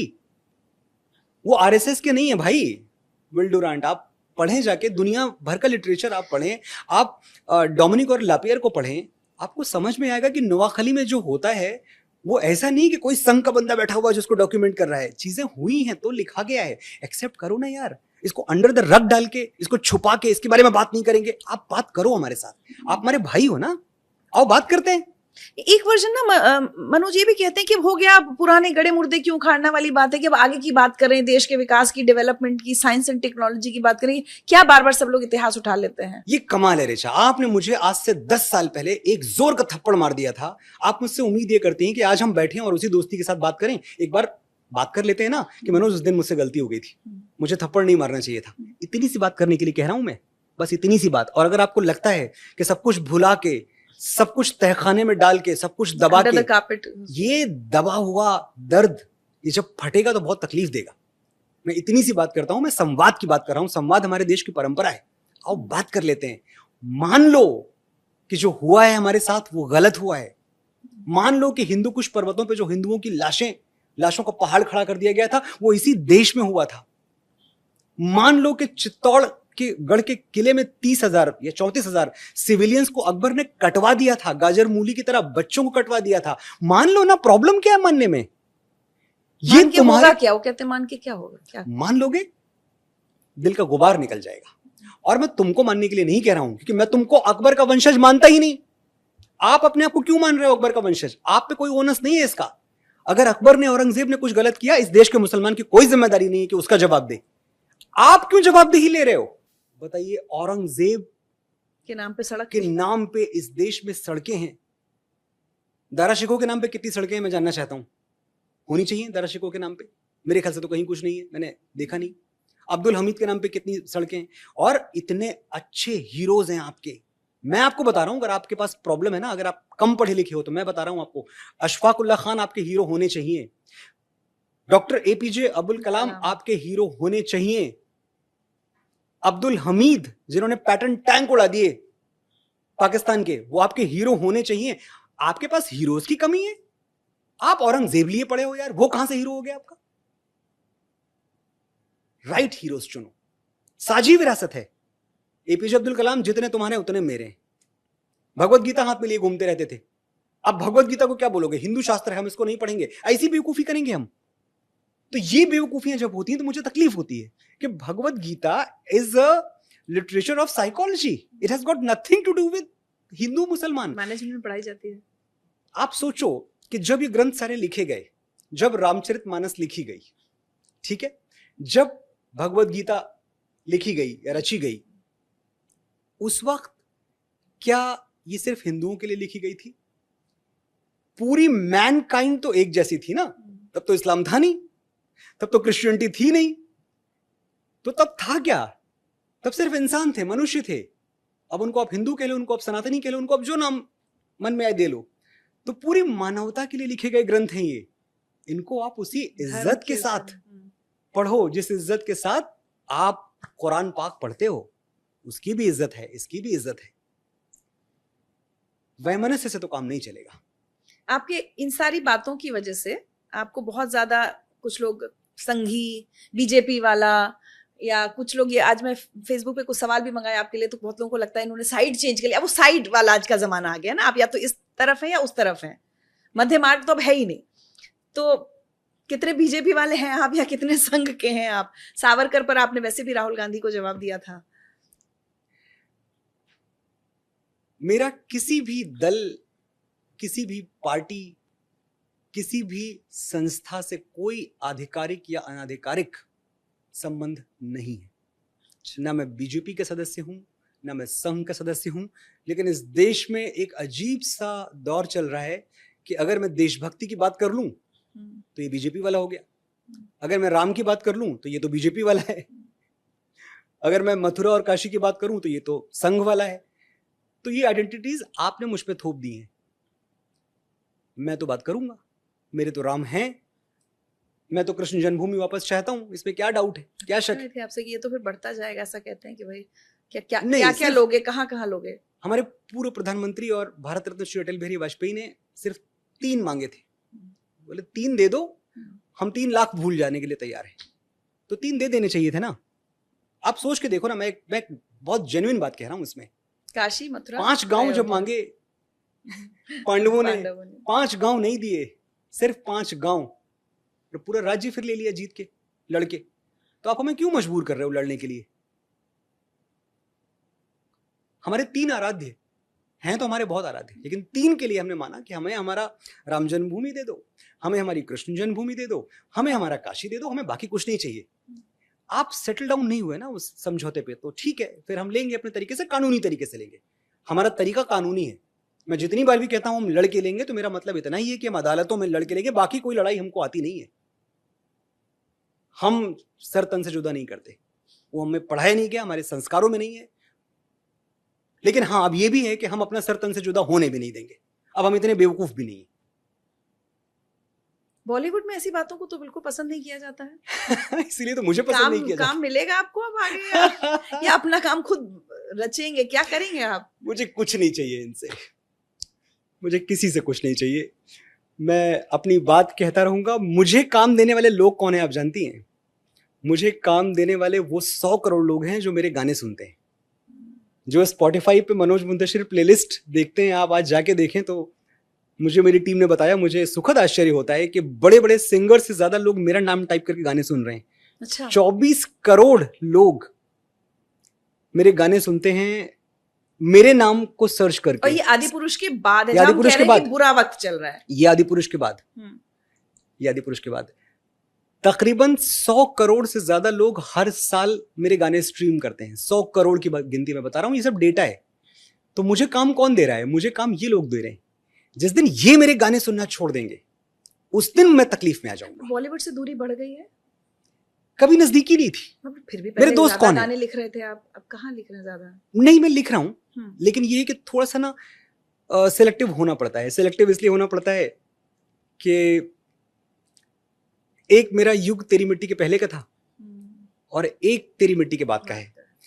तेरी मिट्टी के पहले मैं सिर्फ गीतकार था। और नहीं, इतने रोमांटिक गाने आप लिखते थे, क्या क्या गलियां और कौन तुझे यूं प्यार करेगा। हाँ। अब हम लोग ज्यादातर सिर्फ देशभक्ति या धर्म।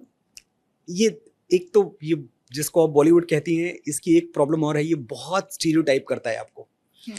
तो एक टाइम ये था कि मैं रोमांटिक गीतों का शहजादा हुआ करता था। राजकुमार, मनोज मुंतशिर को बुलाओ, ही कैन राइट गलियां, ही कैन राइट मैं फिर भी तुमको चाहूंगा, कौन तुझे यूं प्यार करेगा, दिल मेरी ना सुने, मेरे रश के कमर लुट गए। लंबी लिस्ट है मेरे रोमांटिक गानों की। कैसे हुआ, बहुत लंबी लिस्ट है और सारे सुपरहिट हैं। इस पीढ़ी के तो सब सुपरहिट सॉन्ग हैं सारे, इस पीढ़ी एग्जैक्टली। मतलब इतने गाने बिलियंस में हैं मेरे। मैं कभी कभी देखता हूं तो अच्छा लगता है कि बिलियंस वाले गानों की लिस्ट में शायद, मैं दावे से तो नहीं कह सकता, पर मैक्सिमम गाने मेरे होंगे, बिलियन जो पार कर चुके हैं।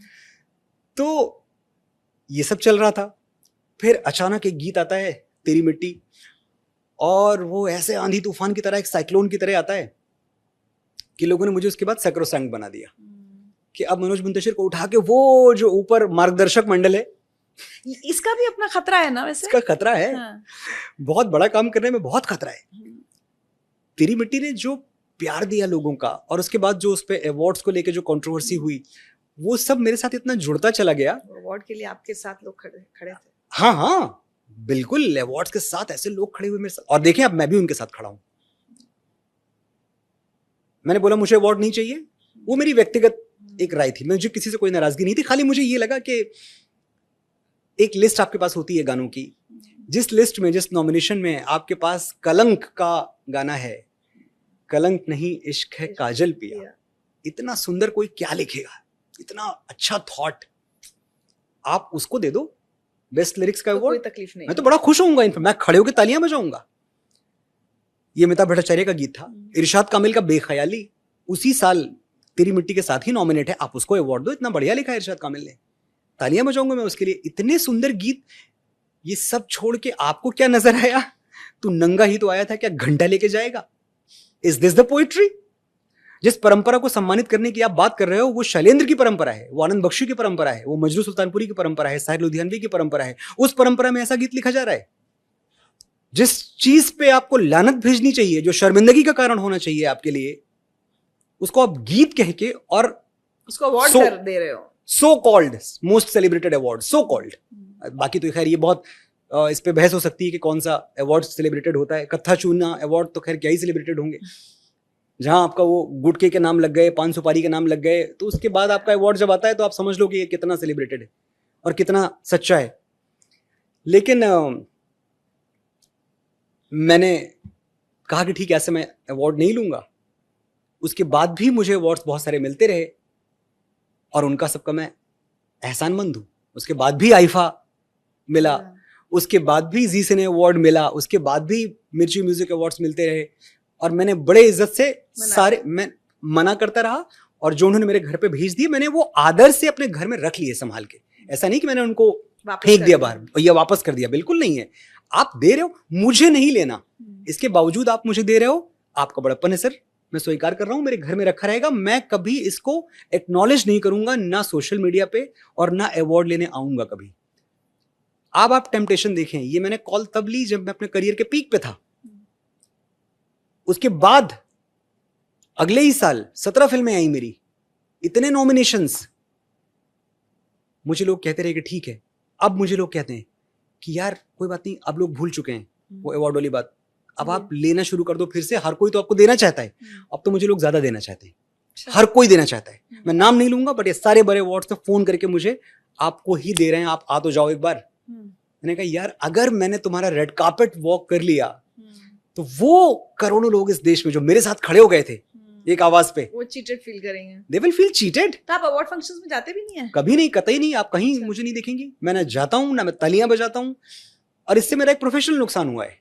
प्रोफेशनल नुकसान ये हुआ है कि अवार्ड फंक्शन मुझे होस्ट करने के लिए भी बुलाया जाता है।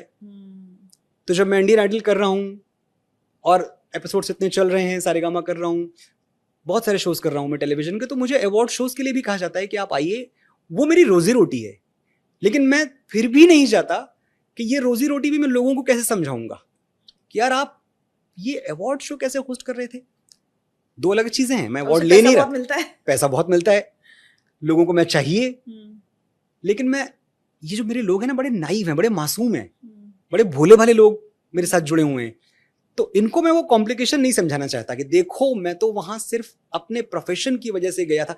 कुछ नहीं यार, आप मेरे साथ खड़े हुए हैं ना, मैं आपके साथ खड़ा हूं। मैं जीवन में कभी अवार्ड नहीं लूंगा। और आज फिर कह रहा हूं, मैं रीइटरेट कर रहा हूं आपके साथ कि जितने साल भी मेरा जीवन है, 25 साल 30 साल जितने भी मैं जीऊं, मैं कभी कोई अवार्ड नहीं लूंगा।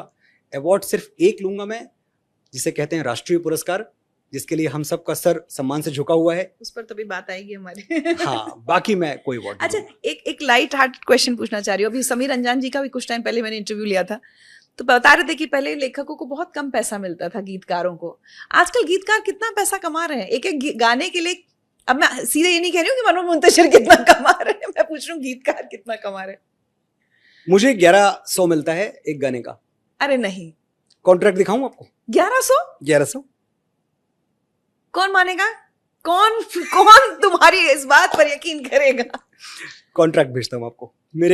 मैं 1100 पे गीत लिखता हूं। हाँ। और उसका एक कारण है। हाँ। कि 1100 पे मैं वो गीत लिखता हूं जो मैं चाहता हूं कि इस देश में बने, लेकिन लोग मुझे अफोर्ड नहीं कर पाते। उनको लगता है कि मनोज मुंतशिर के पास जाओगे बहुत पैसा मांगेंगे।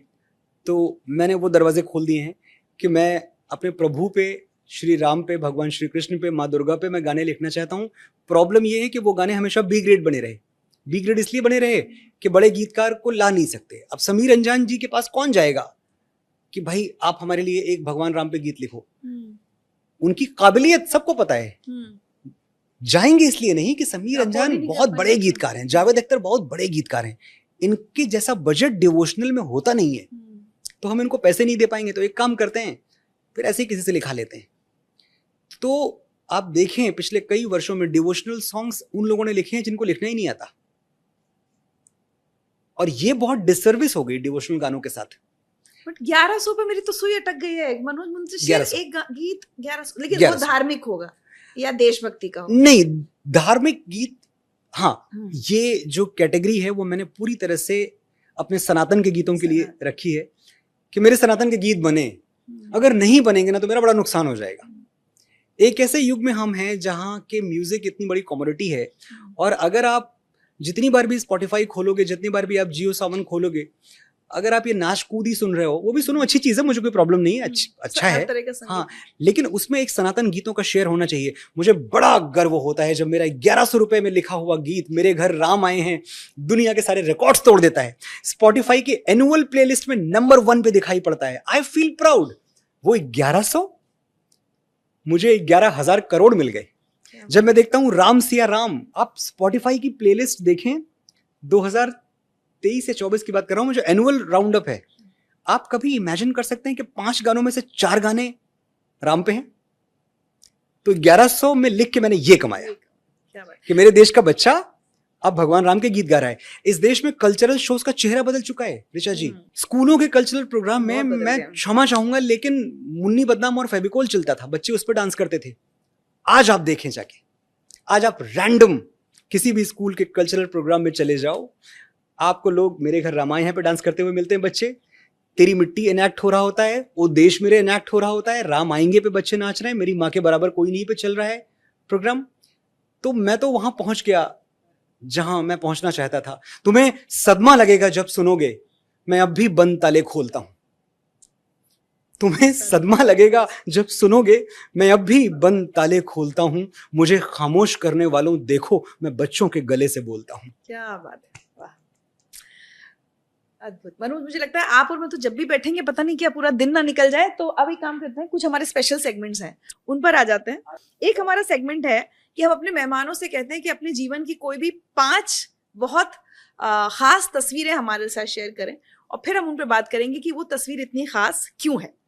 तो जो 5 तस्वीरें मनोज जी के यहाँ से हमारे पास आई हैं, ये तस्वीर, ओह मेरा गांव, ये तस्वीर खास क्यों है? ये मेरे गांव का वो पेड़ है जिसके तले खेल के मेरा बचपन बीता है। यहाँ बैठ के कभी लिखा भी है? यहाँ बैठ के लिखा है, यहाँ बैठ के सोचा है, यहाँ बैठ के हंसे हैं, यारबाजियां की हैं, प्यार किया है, यहाँ बैठ के रोए हैं, यहाँ बैठ के इश्क किया है। मोहब्बत से भरा एक दिल हो जैसे मेरे बचपन का साथी मेरा गांव। मोहब्बत से भरा एक दिल हो जैसे मेरे बचपन का साथी मेरा गांव। बहुत मीठा है पानी इस कुएं का, बहुत ठंडी है इन पेड़ों की छांव। मैं बरसों बाद लौटा हूं तो जाना ये गांव गीत है सदियों पुराना। जावेद अख्तर साहब। मैं जब यहां जाता हूं तो मैं हो जाता हूं। अब जा पाते हैं अभी? हाँ, अमेठी जाते हैं आप? अमेठी जाता हूं मैं, साल में मुझे लगता है 6 या 7 बार जाता हूं। अच्छा। और यहाँ कोई मेरे साथ फोटो खिंचाने नहीं आता, किसी को इतना सा फर्क नहीं पड़ता कि मैंने लाइफ में क्या किया है। अपने शहर के लोगों को नहीं फर्क पड़ता। मुझे मन्नू बुलाते थे, मन्नू ही बुलाते हैं, मनोज जी नहीं आया किसी के बोलने में, मुंतशिर साहब नहीं आया, मन्नू। और वैसे ही, अरे सुनो, ये भी हुआ है मुश्किल से शायद 6 महीने पहले की बात है। इसी गांव में, इसी जो आप पेड़ दिख रही हैं इसके सामने हमारा घर है, कोई गट्ठर लेके जा रहा था सर पे, पैरा जिसको बोलते हैं, वो लेके, और मुझे देखा, कह रहा अरे सुनो जरा हाथ लगाओ उसमें आके। अच्छा, उठाओ। They don't care.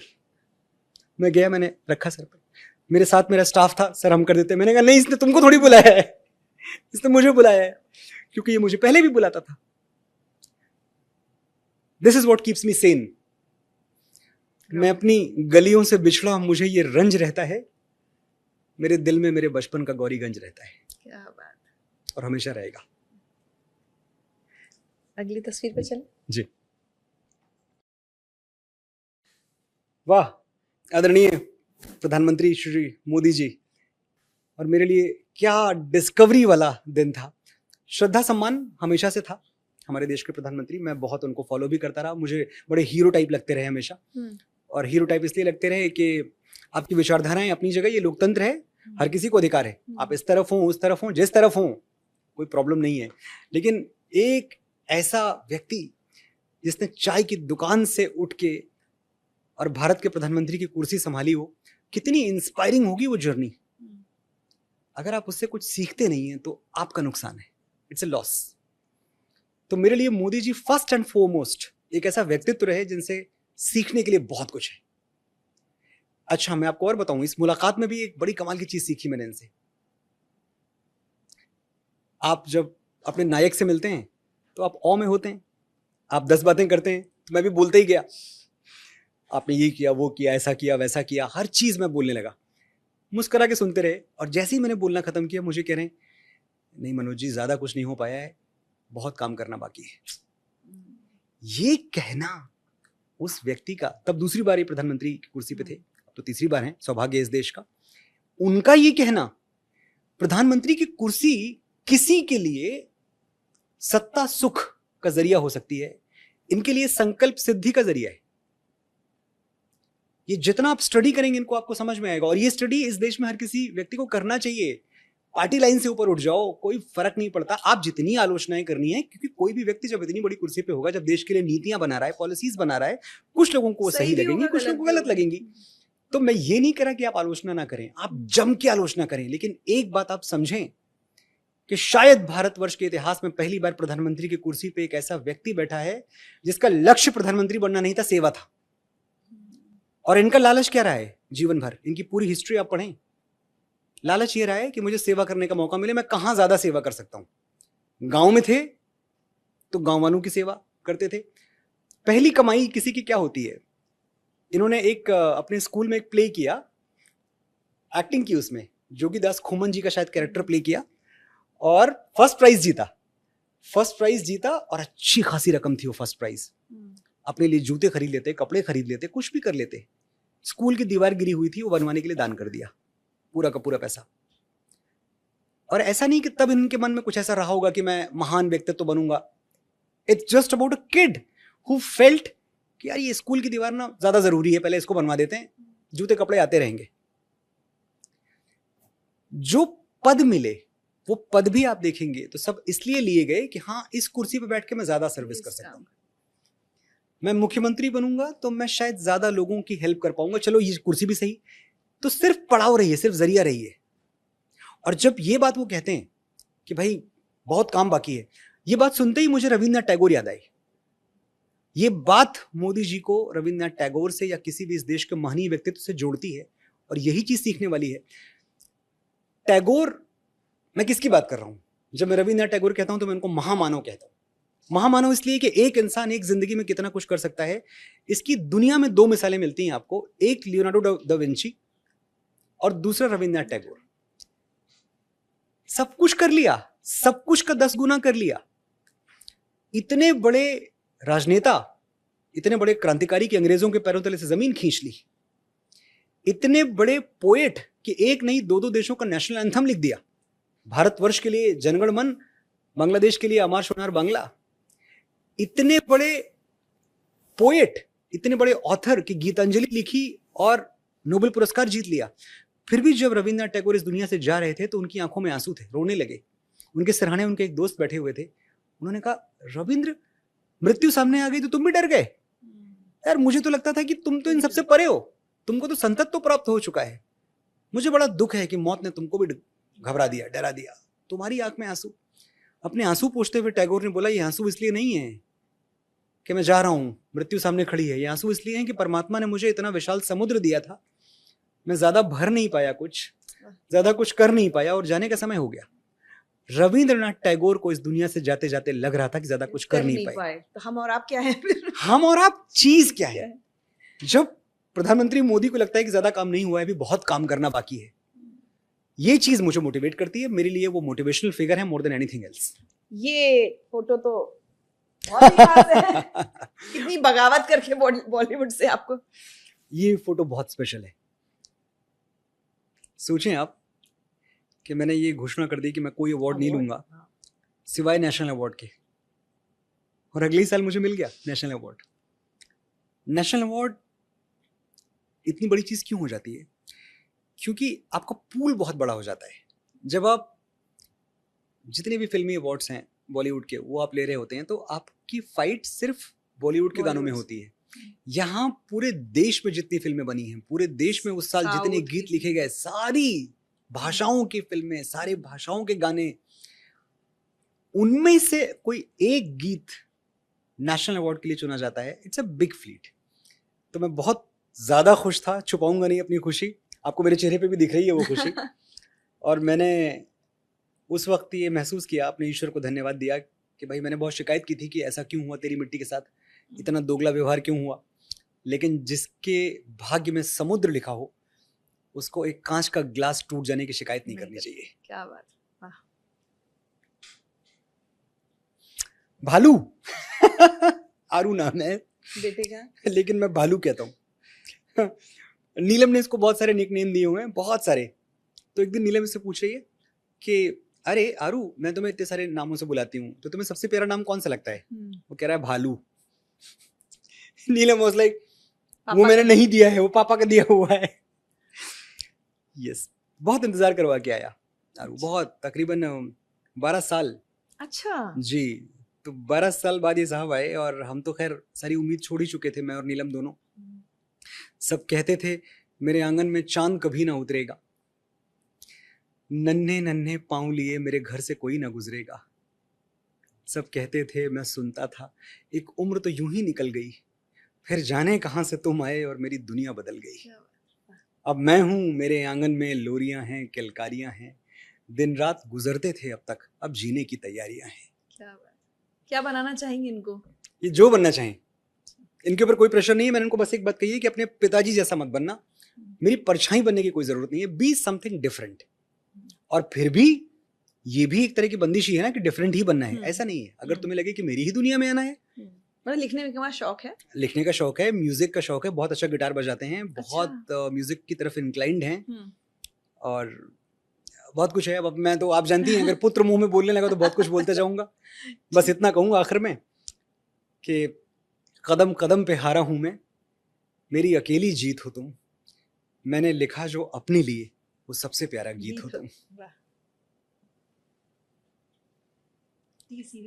प्रार्थना, टी सीरीज ने प्रार्थना द साउंड ऑफ सनातन के साथ की साझेदारी, ये है उद्देश्य। जी, प्रार्थना क्या है? प्रार्थना the sound of Sanatan, T series प्रार्थना, अब उसका पूरा नाम है टी सीरीज प्रार्थना। मैं बहुत आभारी हूं श्री भूषण कुमार का। एक मेरा विजन था कि जो सनातन संगीत है वो बहुत बड़े पैमाने पर पहुंचे, और ये कोशिश मैं टी सीरीज के गानों से करता ही रहा। सारे गाने सुने जाते रहे, बहुत बड़े हिट्स हुए, कुछ के नाम मैंने भी गिनवाए, मेरी माँ के बराबर कोई नहीं, नारायण मिल जाएगा, राम आएंगे, मेरे घर राम आए हैं, मेरे बाबा, ये सब आइकॉनिक हिट्स हुए। लेकिन जो एक कमर्शियल सेटअप है इंडस्ट्री का, उसमें नए कलाकारों को मौका नहीं मिल पाता। अगर कोई मथुरा वृंदावन में बैठ के और राधा रानी के लिए गाता है अच्छे गीत, तो वो कभी नहीं पहुंच पाएगा कि उसके गाने बड़े स्केल पे शूट हों, उस पर बड़ा खर्च किया जाए, अच्छे तरीके से उनको प्रेजेंट किया जाए, ये हो नहीं पाता। वो बीच की सीढ़ी प्रार्थना है। प्रार्थना द साउंड ऑफ सनातन हमारा म्यूजिक लेबल है, जिसका सिर्फ एक उद्देश्य है कि सनातन संगीत को नए कलाकारों के साथ जनमानस तक पहुंचाया जाए। अच्छा, और एक आंदोलन शुरू किया जाए भक्ति गीतों का, एक भक्ति युग। तो बड़े नामों से हटकर भी हम सुनेंगे चीजें, हैं? बड़े नाम कोई शर्त नहीं है इसमें।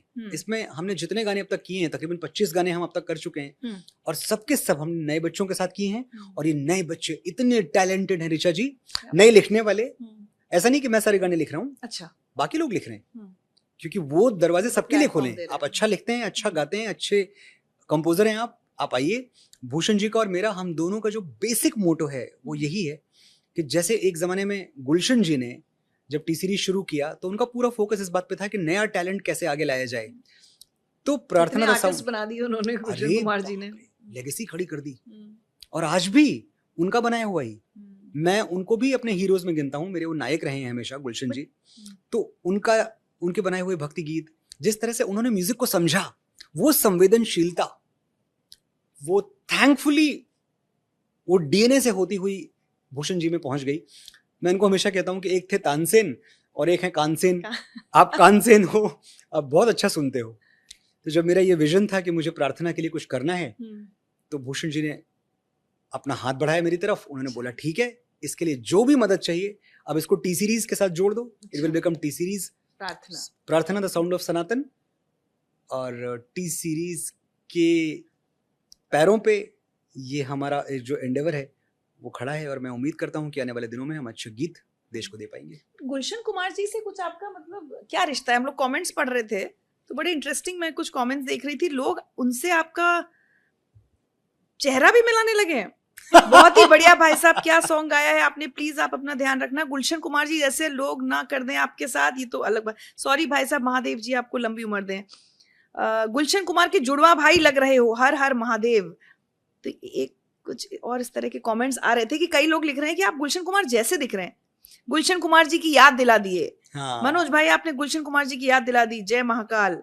गुलशन कुमार जी की तरह आप भी सनातन धर्म को आगे बढ़ाओ सर जी।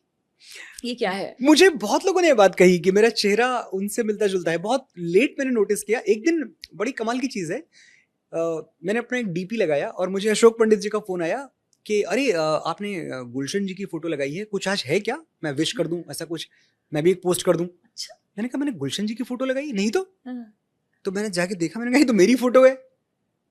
तो he was the first one to tell me. और फिर उसके इमीडिएट बाद मुझे याद है नीरज पांडे जी, हम नीरज पांडे जी और मैं और भूषण जी, हम लोग एक फिल्म पे काम कर रहे थे, बेबी जो पिक्चर थी अक्षय कुमार जी की। तो सामने बैठे हुए हैं, सामने भूषण जी। अच्छा, भूषण जी की भी शक्ल अपने पिताजी से बहुत मिलती है। तो यहाँ भूषण जी, यहाँ मैं और नीरज पांडे जी। नीरज पांडे जी पर एक नजर मुझे देखते हैं, एक नजर भूषण जी को। मैंने कहा क्या देख रहे हैं सर, आप दोनों की शक्ल बहुत मिलती है। तो मैंने कहा सर मुझे तो कोई प्रॉब्लम नहीं है कि इतने बड़े आदमी से अगर मेरा चेहरा मिलता है। अगर मैं गुलशन कुमार जी से मिलता हूँ, भूषण कुमार जी से मिलता हूँ, मैं तो बड़ा खुश हूँ। आप इनसे पूछ लो, इनको शायद बुरा लगे। चलिए, अब हमारा एक लास्ट सेगमेंट है जिसमें मैं आपको बस कुछ एक बोलूंगी, उस पर आपको आपके पास बोलने के लिए एक पैराग्राफ होगा, लेकिन आपको एक शब्द बोलना है। अरे तो उसमें कुछ लोगों के नाम भी हैं और कुछ जगहों के या उस तरह के नाम भी हैं। तो पहले मैं वो कर लेती हूँ जगहों वाला, ठीक है? जगह और अदरवाइज ऑल्सो टॉपिक कह सकते हैं। ठीक है, तो वर्ड और फ्रेज हो सकता है ना? अच्छा, अब आप धीरे धीरे, अच्छा ठीक फ्रेज, है, चलिए हाँ, ठीक है, चलिए हाँ। कोशिश कीजिए, वर्ड बिल्कुल ही ना हो पाए तब। ठीक है। अमेठी, मेरी मातृभूमि मेरी जान। आदि पुरुष, गलती। सनातन, अमर रहे। तेरी मिट्टी,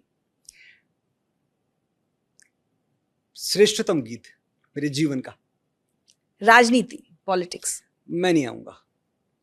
फिल्म अवार्ड्स, चाहिए नहीं। कास्ट सिस्टम, एग्जिस्ट नहीं करना चाहिए, खत्म हो जाना चाहिए, इरेडिकेट। कास्ट सेंसस, नहीं होना चाहिए। रिजर्वेशन। रिव्यू करने की जरूरत है। अब कुछ लोगों के नाम, ठीक है? ओम राउत, दोस्त। कुमार विश्वास, नो कमेंट्स। योगी आदित्यनाथ, बाबा। नरेंद्र मोदी, युग पुरुष। जीवन में क्या करना है इनसे सीखिए। राहुल गांधी, जीवन में क्या नहीं करना है इनसे सीखिए। कंगना रनौत, दोस्त। भूषण कुमार, साथी। जावेद अख्तर, आइडल। अमिताभ बच्चन, महानायक। अनुराग कश्यप, बदतमीज। आखिरी सवाल, जहां से हमने बात शुरू की थी, आदि पुरुष से, आपको लगता है आप उससे, उस सदमे से उबर चुके हैं, उबरने के रास्ते में हैं, या अभी भी नहीं उबर पाए हैं, या कभी नहीं उबर पाएंगे? अगर ये सदमा सीख में बदल गया तो मैं इसको अच्छा ही मानता हूं, और मैं इससे उबर के नई चीजें सीख रहा हूं। मुझे जो मेरा परिवार है, एक्सटेंडेड फैमिली जिनको लोग फैंस कहते हैं, वो इतना अच्छे से संबल के साथ मेरे साथ खड़े हैं कि वो मुझे उबार ले जाएंगे। उनके हाथों में है, मेरे हाथों में नहीं है। आदि पुरुष से पहले का और आदि पुरुष से बाद का मनोज मुंतशिर शुक्ला कितने बदल गए? मैं बुरा इंसान तो शायद कभी नहीं था, लेकिन अब ज़्यादा रूटेड हूँ, ज़्यादा कदर करता हूँ, ज़्यादा कीमत करता हूँ लोगों की। और ये समझ में आ गया है कि सब कुछ क्षण भंगुर है। जो आपको आज दिख रहा है ये कल जा भी सकता है। ज्यादा सावधान भी होगा? इतना सावधान तो पूरे इंटरव्यू में आपको लगा होगा कि मैं हूं नहीं, जो बोलना है बोलता हूँ। कुछ लाइनें यहाँ से भी निकल जाएंगी जो जिससे विवाद हो सकता है।